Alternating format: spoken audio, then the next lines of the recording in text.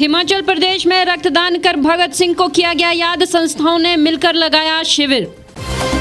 प्रदर्शनी में दिखा कैदियों के हाथों का हुनर। हिमाचल जेल निदेशालय ने लगाई प्रदर्शनी। जल की गुणवत्ता जांचने और जल स्रोतों की सफाई के लिए हिमाचल में चलाया जाएगा विशेष अभियान। हिमाचल बीजेपी उपाध्यक्ष ने बाढ़ प्रभावित मंड एरिया का किया दौरा। मुख्यमंत्री को भेजी रिपोर्ट। और शिमला के बचत भवन में आयोजित की गई जिला परिषद की पहली बैठक। नमस्कार, स्वागत है आपका द रीव टाइम्स न्यूज चैनल में। मैं हूं आपके साथ अंजना ठाकुर और अब खबरें विस्तार से। आज 23 मार्च को शहीदी दिवस के मौके पर कई कार्यक्रम आयोजित कर हिमाचल प्रदेश में शहीद भगत सिंह की शहादत को सलाम किया गया। इसी कड़ी में राजधानी शिमला में भारत विकास परिषद ने अन्य स्वयंसेवी संस्थाओं के साथ मिलकर रक्तदान शिविर का आयोजन किया। इस मौके पर हिमाचल के राज्यपाल बंडारू दत्तात्रेय ने बतौर मुख्य अतिथि शिरकत की और रक्तदाताओं का उत्साहवर्धन किया। राज्यपाल बंडारू दत्तात्रेय ने कहा है कि आज शहीदी दिवस के मौके पर देश के लाखों युवा रक्तदान कर रहे हैं। उन्होंने कहा कि रक्तदान करना सेवा करने का एक बेहतरीन तरीका है और उन्हें यह खुशी है कि सेवा के इस काम के लिए देश का युवा बढ़ चढ़कर आज अपना योगदान दे रहा है। राज्यपाल ने कहा कि कोरोना महामारी के इस दौर में रक्तदान का महत्व और भी बढ़ जाता है। उन्होंने रक्तदान से जुड़ी संस्थाओं से आह्वान किया है कि अधिक से अधिक रक्तदान शिविरों का आयोजन करें। National artist and activist forum के तरफ से सारे देश में विदेशों में शहीद दिवस के अवसर पर आज रक्तदान का जो है शिविर आयोजन किया है। मुझे बहुत प्रसन्नता हो रही है। देश भर में आज जो है पूरा 1,50,000 लोग लड़के और लड़कियां रक्तदान शिविर में भाग लेकर उनका रक्तदान करने वाले, ये बहुत ही बड़ा प्रसन्नता का कार्य है। रक्तदान जैसे सुभाष चंद्र बोस जी ने कहा था, मुझे रक्त दो मैं आज़ादी दूंगा। रक्त का जो है आज कोरोना के ये पीरियड में रक्त बहुत आवश्यकता होती है। बहुत लोगों का जो है जीवन भी बचाने का प्रयास कर सकते हैं। तो इसलिए अपने देश के नौजवान लड़के और लड़कियां और बहुत से सेवा संस्थाएं, भारत विकास परिषद है, रेड क्रॉस सोसाइटी है और वैसे ही बहुत से संस्थाएं हैं जैसे राधा स्वामी सत्संग सोसाइटी है। ये सभी लोग भी जो है रक्तदान शिविर चलाते रहते हैं और मैं जनता से विशेष करके हमारे एनसीसी जैसे जो संस्थाएं हैं उन संस्थाओं से मैं जो है रिक्वेस्ट करूंगा और जो है रक्तदान शिविरों को और जो है बढ़ावा देना चाहिए। हमारे देश के युवा युवती लोगों में एक देशभक्ति के बारे में प्रेरणा देते हुए अपने समाज के लिए भी अपन रक्त देने के लिए तैयार होना, ऐसा जो है प्रेरणा देने का आज बलिदान दिवस के लिए एक बहुत बड़ी अच्छी मौका बनेगा। कैदियों के लिए हिमाचल में हर हाथ को काम योजना देश के दूसरे राज्यों के लिए भी मिसाल बनती जा रही है। असल में हिमाचल की जेलों में रहने वाले कैदी अपने हुनर से विभिन्न उत्पाद तैयार कर आजीविका भी कमा रहे हैं। इन उत्पादों को लोगों तक पहुंचाकर कैदियों को समाज की मुख्य धारा से जोड़ने के लिए जेल एवं कारागार सुधार निदेशालय हिमाचल द्वारा शिमला के ऐतिहासिक गेटी थिएटर में एक प्रदर्शनी लगाएगी। मंगलवार से शुरू हुई ये प्रदर्शनी 26 मार्च तक चलेगी।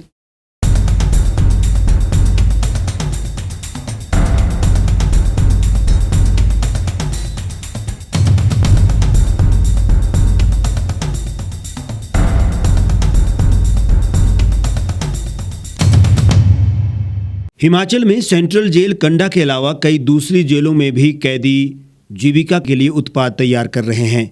इन जेलों में सूती और ऊनी वस्त्र, शॉल, मफलर, जुराबों के अलावा कंबल, दरियां और लकड़ी से बना सजावटी सामान, चीड़ के पत्तों के बने शोपीस जैसे उत्पाद कैदियों द्वारा तैयार किए जा रहे हैं। इसके अलावा कंडा जेल और सब जेल कैथू में कैदी बेकरी तैयार कर अपनी जीविका कमा रहे हैं। इस तरह के कार्यों से कहीं न कहीं कैदी भी समाज के साथ जुड़ रहे हैं, जहां वो अपने हाथों से उत्पाद तैयार कर अपने परिवार का खर्च भी पूरा कर रहे हैं। ऐसे में कैदियों के इन उत्पादों की बिक्री के लिए गेटी में प्रदर्शनी लगाई गई है। इसमें कैदियों द्वारा तैयार किए गए फर्नीचर भी उपलब्ध हैं। जेल और कारागार सुधार निदेशालय महानिदेशक सोमेश गोयल ने कहा कि लॉकडाउन के बाद ये पहला अवसर जब ये प्रदर्शनी लगाई जा रही है। इसका मुख्य उद्देश्य कैदियों को रोजगार दिलाना है। उन्होंने कहा कि लॉकडाउन से भले टर्नओवर में कमी आई हो, लेकिन इस बार भी कैदियों को पूरा रोजगार मिलेगा, ऐसी उम्मीद है। देखिए, लॉकडाउन के बाद ये पहला हमारा अवसर है जब हमने पुनः अपनी प्रदर्शनी लगाने का कार्यक्रम शुरू किया है। और ये भी बड़ा चिंता का विषय है कि दोबारा से कोविड की वेव ऐसा लगता है कि कहीं लौट रही है। तो ये प्रयास ये था कि लॉकडाउन के दौरान हमने जो प्रोडक्ट्स बनाए थे, चाहे वो हैंडलूम के हों, फर्नीचर के हों, वेल्डिंग के हों, बेकरी हो, और जो नए प्रोडक्ट हमने शामिल किए हैं, जैसे कि धर्मशाला में बैम्बू वर्क्स हम करने लगे हैं, तो वो बैम्बू के प्रोडक्ट्स को भी हमने यहाँ पे डिस्प्ले किया है। और आप जानते हैं कि इसके पीछे उद्देश्य यही है कि ज़्यादा से ज़्यादा हम अपने कैदियों को रोज़गार दे पाएँ। और आपको ये जान के खुशी भी होगी कि लॉकडाउन के चलते हुए भी हमारी प्रॉफिटेबिलिटी में, हमारे टर्नओवर में चाहे कमी आई हो, लेकिन हमारा जो रोज़गार देने का जो काम था, पिछले साल लॉकडाउन से पहले हमने जैसे 1.5 करोड़ रुपए का वेजेस हमने कैदियों को दी थी। और हमें उम्मीद है कि इस वर्ष भी लॉकडाउन के चलने के बावजूद भी हम अपने कैदियों को उतनी ही वेजेस दे पाएंगे, जिससे कि उनके परिवारों को और उनको कोई फाइनेंशियल हार्डशिप ना हो। हिमाचल प्रदेश में राज्य के सभी जल शक्ति उपमंडलों में वर्षा जल संग्रहण और जल संरक्षण के लिए कम से कम एक जल संरक्षण ढांचे का निर्माण किया जाएगा। जल संरक्षण की ये घोषणा मुख्यमंत्री जयराम ठाकुर ने मंडी में आयोजित एक कार्यक्रम में की। उन्होंने कहा कि ये निर्णय प्रधानमंत्री नरेंद्र मोदी के जल संरक्षण और वर्षा जल संग्रहण के संकल्प को पूरा करने के उद्देश्य से लिया गया है।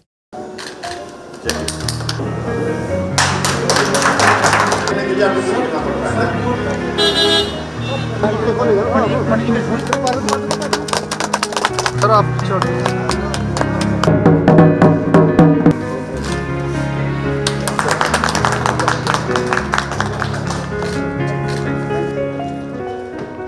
मुख्यमंत्री जयराम ठाकुर ने कहा कि हिमाचल सरकार ने प्रदेश के निर्वाचित प्रतिनिधियों से जल संरक्षण और वर्षा जल संग्रहण की दिशा में कार्य करने का आह्वान किया है। प्रदेश में जल की गुणवत्ता जांचने के लिए जून माह के पहले पखवाड़े में एक विशेष अभियान चलाया जाएगा, जिसके अंतर्गत गांव, स्कूलों और आंगनबाड़ी केंद्रों के जल के नमूनों की जांच प्रयोगशाला में की जाएगी। जयराम ठाकुर ने कहा कि गांधी जयंती के अवसर पर 2 अक्टूबर से 31 अक्टूबर तक सभी जल स्रोतों की सफाई के लिए अभियान चलाया जाएगा, जिसका उद्देश्य जल गुणवत्ता और जल संरक्षण को एक जन अभियान बनाना है। जल शक्ति विभाग द्वारा 25 जनवरी 2021 को जल गुणवत्ता और संरक्षण के लिए विभिन्न कार्यक्रम आयोजित किए जा रहे हैं, जो 24 जनवरी 2022 तक जारी रहेंगे। उन्होंने कहा कि प्रदेश की सभी 3615 पंचायतों में विशेष ग्राम सभाएं आयोजित कर गांव के लिए कार्य योजना तैयार की जाएगी और गांव जल व सफाई समितियां गठित की जाएंगी। का ये दिन बहुत महत्वपूर्ण इसलिए है कि किसी ने ठीक कहा है कि आने वाले समय में अगर विश्व युद्ध होगा तो उसका मूल कारण हो सकता है ऐसी भी परिस्थितियां बने कि उसका मूल कारण जो है उस युद्ध का पानी हो सकता है। पानी के लिए हम सब लोगों को बहुत जिम्मेवारी के साथ काम करना है। यहाँ पंचायत के भी सभी चुने हुए प्रतिनिधि हमारे बीच में उपस्थित है। ये बहुत महत्वपूर्ण हो गया। आप लोगों के ऊपर नई जिम्मेवारी आई है और इस नई जिम्मेवारी के साथ साथ में मुझे लगता है कि इस क्षेत्र में काम करने की बहुत बड़ी आवश्यकता है। पानी का संरक्षण करना और उसके साथ रेन वाटर हार्वेस्टिंग के लिए हमको प्लान करना और रेन वाटर हार्वेस्टिंग के साथ साथ में हम लोगों को किस तरह से जागरूक करके पानी को नष्ट होने से, बर्बाद होने से कैसे बचा सकें, ये भी मुझे लगता है कि आने वाले समय में एक अभियान के रूप में हमको कार्यक्रम लेने की आवश्यकता है। और मैं उम्मीद करता हूँ आप सब लोग उसमें उस दिशा में भी काम करेंगे। मेहनत के साथ आने वाले समय में हमारी पीढ़ियों को, हमारे लोगों को पानी का संकट का सामना न करना पड़े, उस दृष्टि से काम कर रहे हैं। और आज के इस अवसर पर मैं ये भी घोषणा करता हूं कि माननीय प्रधानमंत्री के जल संरक्षण आह्वान के अनुसार प्रदेश के प्रत्येक जल शक्ति उपमंडल में स्वर्ण जयंती वर्ष के दौरान वर्षा के जल संग्रहण और जल संरक्षण के लिए कम से कम एक जो है वो वाटर हार्वेस्टिंग स्ट्रक्चर बनाया जाएगा। इसकी भी मैं घोषणा करता हूं। बड़े बड़े स्ट्रक्चर हम बनाएंगे ताकि पानी का संरक्षण हम कर सकें। मुख्यमंत्री ने इस दौरान राज्य जल शक्ति विभाग के HP water bills mobile app का भी शुभारंभ किया, जिसके माध्यम से लोग अपने फोन से पानी के बिलों का भुगतान कर सकेंगे। ये ऐप राज्य NIC द्वारा विकसित की गई है और उपभोक्ताओं को डेबिट कार्ड, क्रेडिट कार्ड और UPI इत्यादि के माध्यम से बिल का भुगतान करने में सहायक सिद्ध होगी। ये ऐप 1 मई 2021 से प्रदेश के लगभग 13.5 लाख उपभोक्ताओं को सुविधा प्रदान करेगी। मुख्यमंत्री ने 2.78 करोड़ रुपए की लागत से निर्मित लोक निर्माण विभाग सिराज के कार्यकारी अभियंता के कार्यालय भवन और राजकीय वरिष्ठ माध्यमिक पाठशाला जंजैहली में 2.50 करोड़ रुपए की लागत से निर्मित विज्ञान खंड का लोकार्पण भी किया। उन्होंने 4.22 करोड़ रुपए की लागत से निर्मित जंजैहली बस अड्डे का शिलान्यास भी किया। बीते दिनों पौंग बांध के गेट से छोड़े गए पानी के कारण ब्यास में आई बाढ़ से मंड क्षेत्र के दर्जनों गांव में आजकल तबाही का मंजर है। लोगों के खेतों की लहलहाती फसल नष्ट हो गई है। किसानों की साल भर की कमाई पौंग बांध से छोड़े गए पानी में बह चुकी है। बाढ़ग्रस्त प्रभावित लोगों से मिलने के लिए भाजपा के प्रदेश उपाध्यक्ष कृपाल परमार रियाली पंचायत में पहुंचे और किसानों से बात की। पानी से हुई तबाही में सबसे ज्यादा प्रभावित मंड, बहादुरपुर, बड़ाला, हल्ले, राजगिरी, भटोली और भोगरमा गांव शामिल है। कुछ दिन पहले पौंग बांध से छोड़े गए पानी से कांगड़ा के कई क्षेत्रों में बर्बादी का सा माहौल है। पानी के कारण जहां लोगों की फसलें नष्ट हो गई, तो वहीं ट्यूबवेल में लगी मोटर जल गई, मवेशियों के लिए लगाया गया चारा भी तबाह हो गया। किसानों की साल भर की कमाई पानी में बह गई। एक अनुमान के मुताबिक इस बार की करीब 600 एकड़ से अधिक की भूमि में लगी करीब 3 से 4 करोड़ की फसल तबाह हो गई है। इसके साथ गांव हलेड़ में ख्वाजा पुल का एक पिलर पानी में बहाव के कारण धंस गया, जो कभी भी पुल धराशायी हो सकता है, जिस पर रोजाना हजारों लोग निकलते हैं। स्थानीय लोगों ने पौंग बांध प्रशासन से मांग की है कि बांध से एक साथ छोड़े गए पानी के बजाय कम मात्रा में निरंतर पानी छोड़ा जाए, ताकि क्षेत्र में बाढ़ की स्थिति पैदा न हो।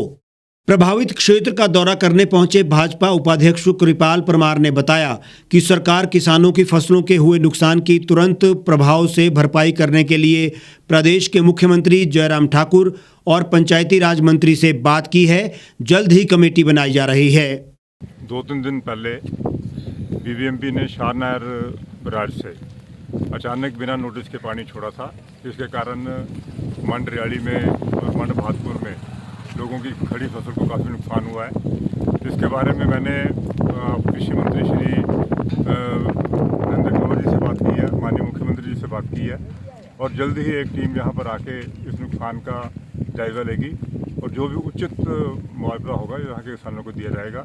यहाँ पर मैंने 2-3 ऐसे स्पॉट देखे हैं जहाँ पर दुस्सी बनने की ज़रूरत है, जहाँ पर पुली बनने की ज़रूरत है। 2-3 परिवार थे जो इस बाढ़ में फंस गए थे और उस दिन मेरी FDM फतेहपुर से बात हुई थी और हम सरकार से अनुरोध करेंगे कि अगर वहाँ पर एक पुल बन जाए, छोटा पुल बनेगा, तो लोगों की जान माल की सुरक्षा हो सकती है। जिला परिषद शिमला की पहली बैठक आज बचत भवन में आयोजित की गई। चंद्रप्रभा नेगी की अध्यक्षता में आयोजित इस बैठक में शिमला में बढ़ते नशे के कारोबार पर सदस्यों ने चिंता जताई। इसके साथ ही पंचायत स्तर पर पशुओं के लिए गौसदन खोलने और विभागों में रिक्त पड़े पदों को भरने पर भी चर्चा की गई। जिला परिषद शिमला की पहली बैठक में सदस्यों ने अपने अपने क्षेत्र की समस्या को सामने रखा और संबंधित अधिकारियों ने उन समस्याओं के समाधान का आग्रह किया।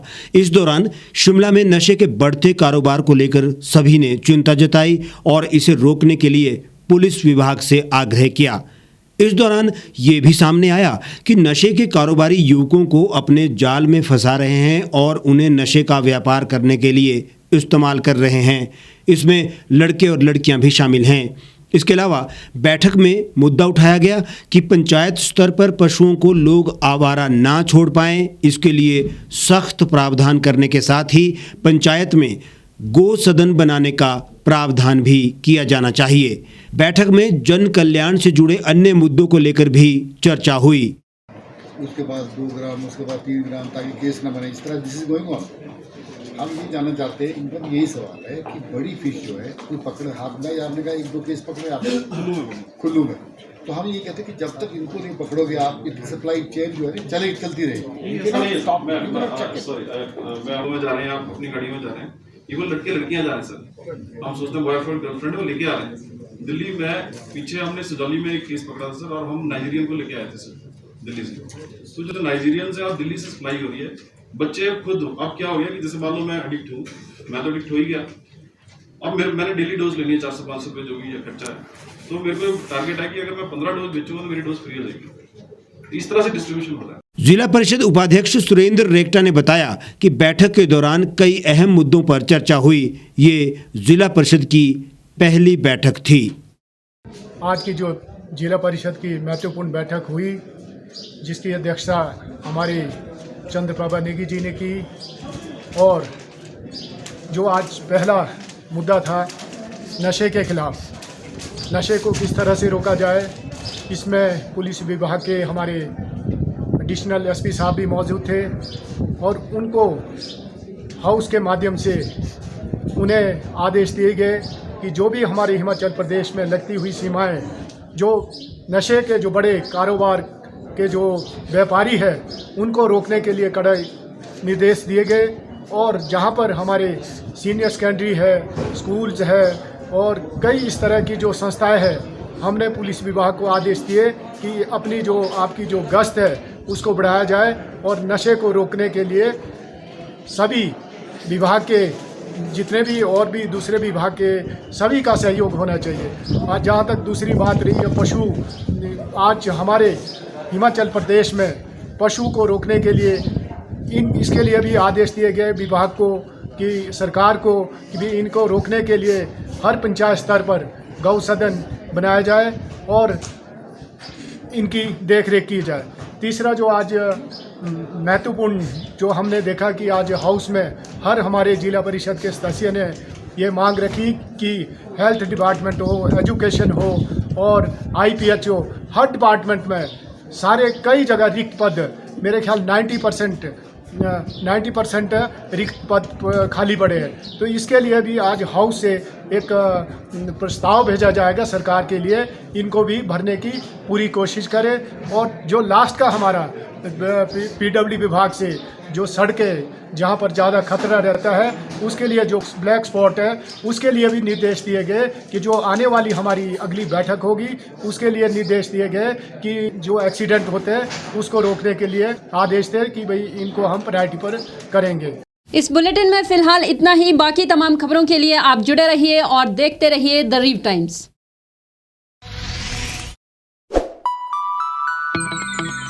खबरों में बने रहने के लिए सब्सक्राइब करें द रीव टाइम्स, लाइक और शेयर करना ना भूलें। एक छत के नीचे सुविधाओं का अब उठाएं लाभ।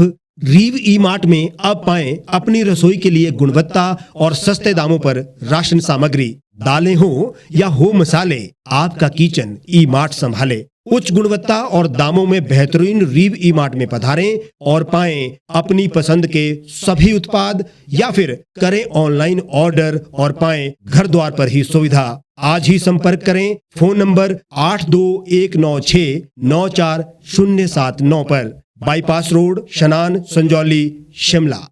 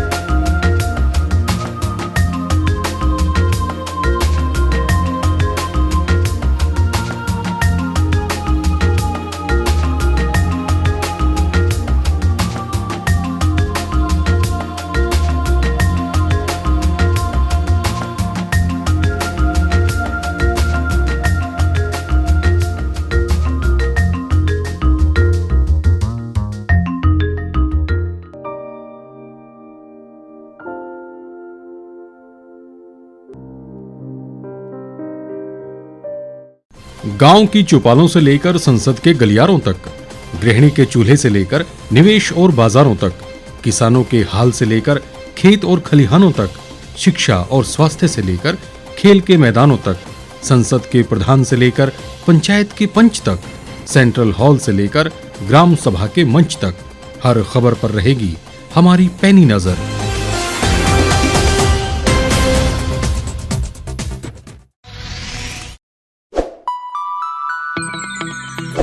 लेटेस्ट खबरों के लिए आप यूं ही देखते रहिए द रीव टाइम्स। लाइक, शेयर और सब्सक्राइब करना ना भूलें।